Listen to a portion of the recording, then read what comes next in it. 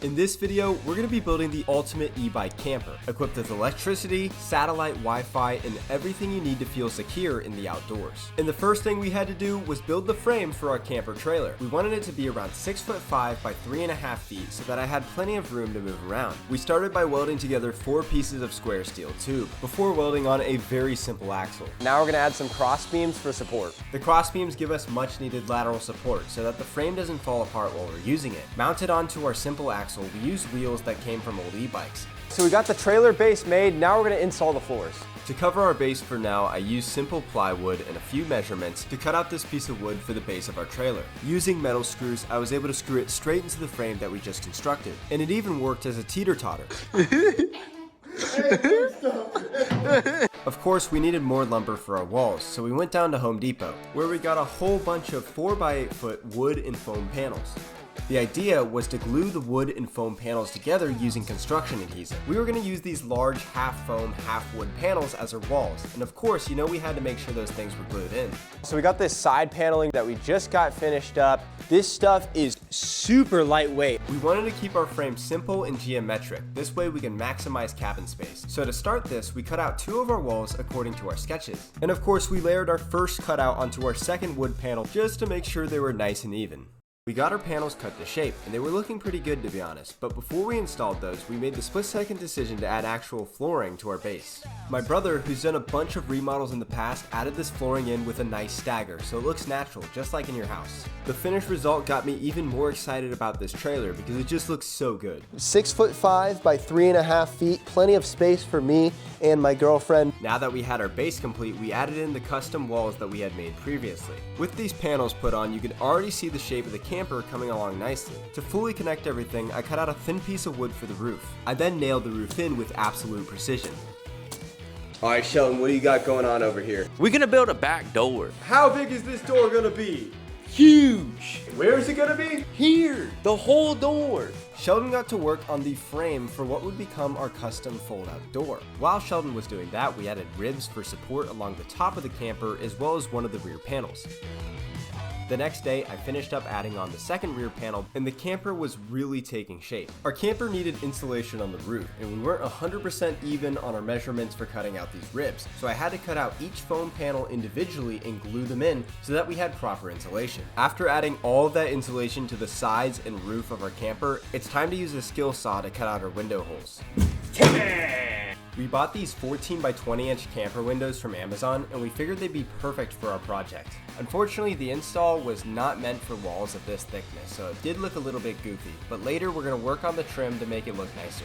While our camper interior was still foam, me and my brother decided to cut out channels for our wiring. Our goal was to have one outlet, a light switch, 2 cam lights, and an area to plug in our power bank. The plan for the wiring was actually pretty simple, so we didn't need much planning ahead, we just kinda YOLO'd it. I installed the light switch above the back corner, because it's right above your head where you're gonna be sleeping. Hey! Oh wow! Alright, so we confirmed that the lights work, but what about the outlet I wired up? Your phone charging? Yep. Hey! After cleaning that out, we realized we needed to add a little bit of rigidity to our frame, so we got these metal trimmings, which we then used to build an exoskeleton around our camper. I actually thought these made our camper look super cool and industrial, but they are going to get covered up by paint later in the video, so let's not get too attached to them. Now that we had our electronics in place, it was time for Sheldon to finish building our door. The idea was we were going to have a fold-out door which opened up the entire back of the camper. And while he's at it, big shout out to my longtime top commenter, Mickey B. You just won yourself $100. Thank you so much for all of your support. That kind of support means the world to me. Using the outer frame that he already constructed, Sheldon welded in a secondary inner door frame. We then added this hinge to the top of our door frame so that it can fold in and out. To add to the luxury feeling of this camper, we wanted pistons to give it a nice slow open and close. At first, all we needed was one piston and the door sprung up just fine.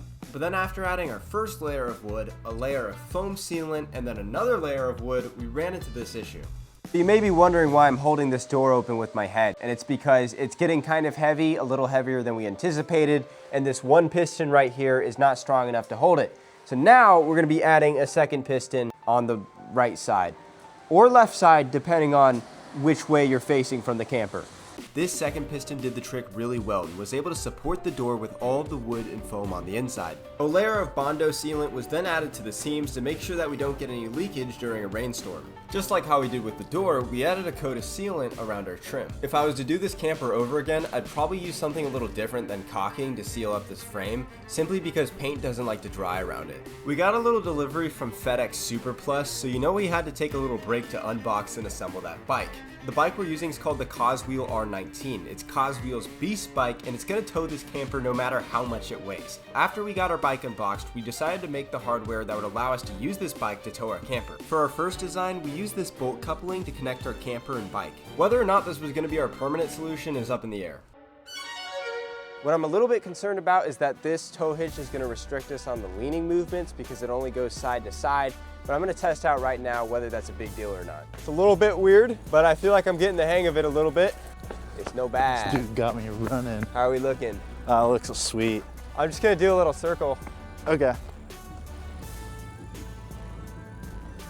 Watch out, Tommy. Watch out for the car. How's it feel? I can get used to it. It's not so bad. The caulking that we added around the edges of this camper was now dry enough to add a layer of bed liner. The bed liner sort of acts as an extra deterrent against water. We took measurements on the inside of the camper so that we can get our walls lined with wood. This was a lot more difficult than it had to have been, as there's way simpler ways to do this. But we did manage to get the walls done on the first try, which is the hardest part. We then reinstalled the door piston over our new wood panel before installing the TV mount. This TV mount's special because it actually swivels back and forth, allowing you to watch TV from any angle. Alright, so side panels are in. Now we gotta do the roof and the front of this camper. We started by cutting out the roof, as well as the holes for our cam lights. Getting in the roof was funny, because the glue didn't adhere immediately, so we had to do this for a little while until we could get something to take our place. We only had to do that for a few minutes though, until we could install these hydro jacks. Alright, moment of truth. I'm gonna remove them and we're gonna see if the roof sticks. Now that the roof was in, all there was left to do was to glue in the rear panels. Because there's some small gaps in between the paneling, we used some caulking to seal up those gaps. When everything was sealed, I poured out some paint and started coating the interior. And while I'm coating the interior, I recommend you guys coat the subscribe button with your fingertips, as I'm 19 years old and these videos are totally self-funded. Due to a disagreement with the shop owner, we had to move our project over to the garage. So to be honest, our first coat of paint wasn't that good, so we just re-sanded and re-caulked the inside of this camper, and we're actually ready for our second coat of paint. So I hit it with a second coat of paint to really lock in that color before handing it off to my brother because he has a really cool idea for the exterior design. The bed liner was just for waterproofing, so right now I'm spraying the bottom to give it its final coat. We're gonna put like a decal here, and then we're gonna have another color up top. Our vision for this camper is that it's gonna be orange with black mountains near the bottom. So to do this, we first mask off the bottom half of the camper before spraying the top with white primer. We spray on the primer so that when we paint this camper orange, the black doesn't bleed through the color. We then use an entire roll of masking tape to mask off the bottom half of this camper. We do this so that we can project the mountain pattern onto the bottom half of our camper before cutting them out using a razor blade. After cutting out the silhouette of the mountains, we can then peel off the rest of the masking tape to leave this nice mountain pattern. And then now that our template's on, we can then spray the rest of the camper with our white primer. For our final coat of paint, we roll on this orange color to make the camper pop. So while our new paint job is drying on the outside, we're going to start working on the inside. And the most satisfying part is that I get to take off all of this masking.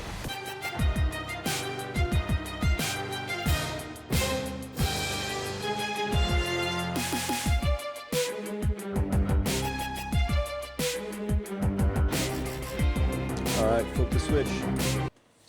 Nice. In just 2 days, our camper went from this to this, and it was really starting to look like a luxury tiny home. We are now ready to decorate this interior like the luxury tiny home it is. We first wanted to figure out the position of our floating cabinet. We got this white cabinet from Goodwill, and we thought it would be perfect for this camper. I spray painted these 2x4s white, and these are what we're going to be using to build our cabinet mount. So while the paint's drying on our cabinet mount, I'm going to be adding Velcro to our bed so it doesn't slide around.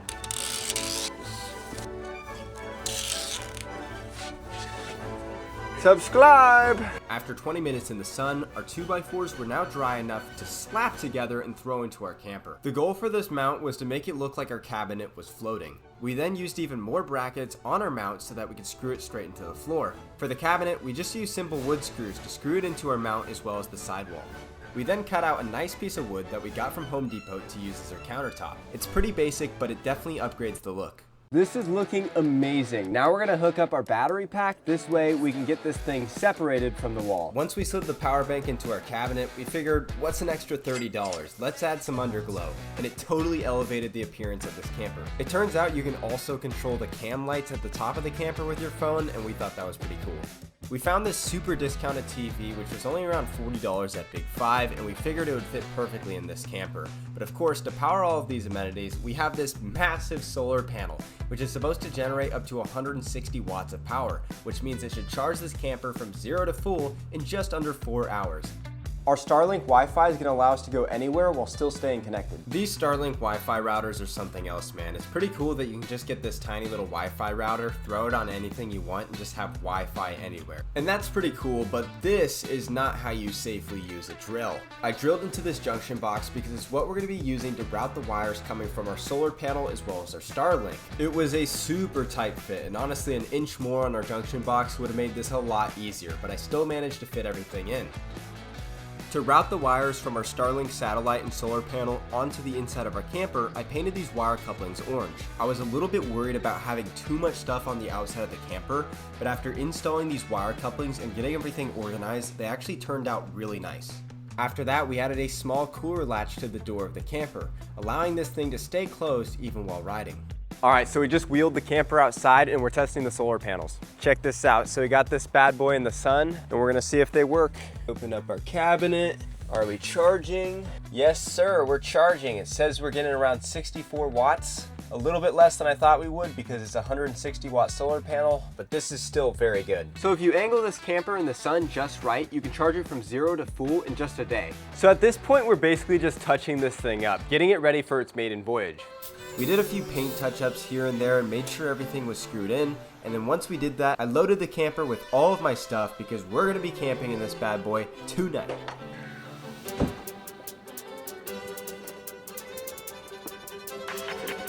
All right.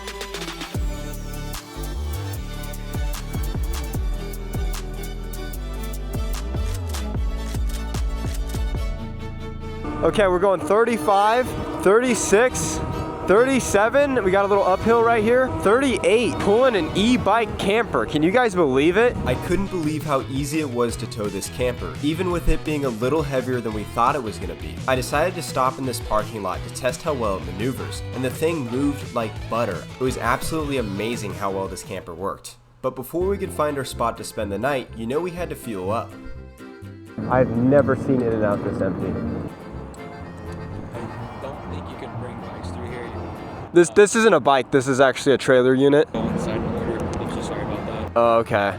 Is that like company policy or is that just? Company policy. Yeah. All right, we just got rejected from going through the drive-through, so fortunately I gotta park this bad boy. But we're gonna grub up before we send this thing up the mountain. Okay, gotcha.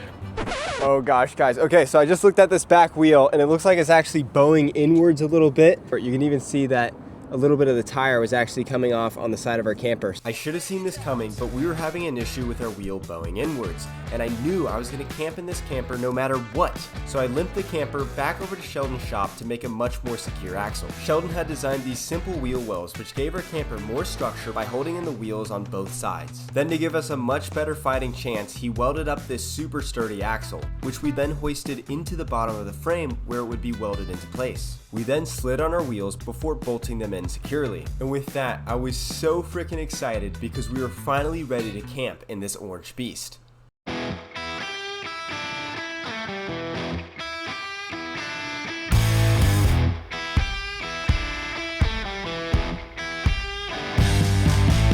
All right, guys, so we're sticking it to the side of the road, just keeping safe. Don't want to get hit by a car with our camper, or even worse, hit another car. Jeez, I wish I charged this bike a little bit more last night because we're only at around 50% battery. I felt so much more confident with our new axle design. I even did a few swerves on the road just to show how sturdy it was. I then arrived at this park where I ran into a little bit of an issue with the trailer being too wide to fit over this bridge. I had to take the alternative route.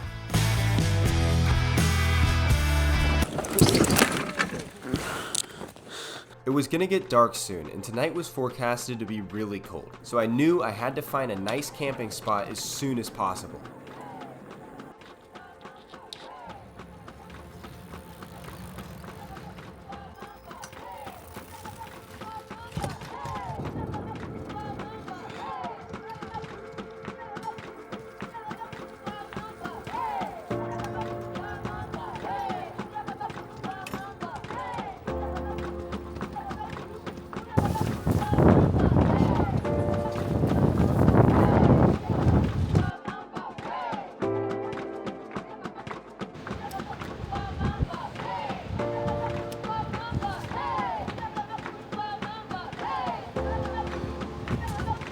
gonna be a cold night, but a very beautiful one, because look at where we are right now.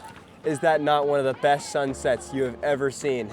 It is starting to get dark. It's getting really cold, so I want to get set up for this awesome night of camping. I kind of realized watching TV right now defeated the purpose of even being in this spot in the first place, so I just sort of yearned into the sunset for a bit. After a bit, I started to get a little bit hungry, which is why I broke out this camping stove. But it wouldn't work. And then I realized that camping sucks. At least we still have Wi-Fi and an Xbox. Okay, so after a little finessing, we got the TV working and I'm ready to spend the night. So it's almost uncanny being in here because I feel like I'm in a tiny luxury home, but I know I'm in the middle of nowhere, disconnected from everybody. A homeless person could walk through this door right now, sit down, and watch Endo Prism with me. The haters don't want you to have luxury e-bike campers, but I actually have a luxury e-bike camper. The experience was next level. I don't usually enjoy myself this much when watching TV because I'm usually worried about things. But in this camper, you're not worried about things. You're just in bliss. I'm also really liking that I'm able to sit crisscross right here, which makes this camper feel super dynamic. Power-wise, I'm pretty sure we're doing okay. It's looking like we have around 60% left on our battery pack. I have been using this battery pack with all of the accessories for the last like 5 hours, so it really has been doing a great job. And then of course tomorrow when there's sun, this camper's just gonna charge up again because it's got a solar panel. Whoa! It's getting really stinky in here. My brother brought by some Mickey D's. I mean, this camping experience, it's full-fledged. It's a full-fledged camping experience. It really kind of makes you feel like you're in nature. And that's kind of a feeling that I've always wanted because I'm kind of a homebody.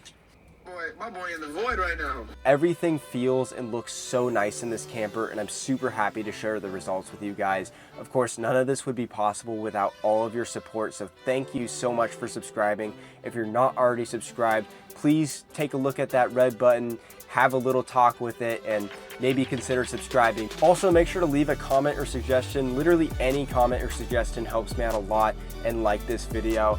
And guys, I think I'm gonna go to bed. I'll see you soon in the next one. Later.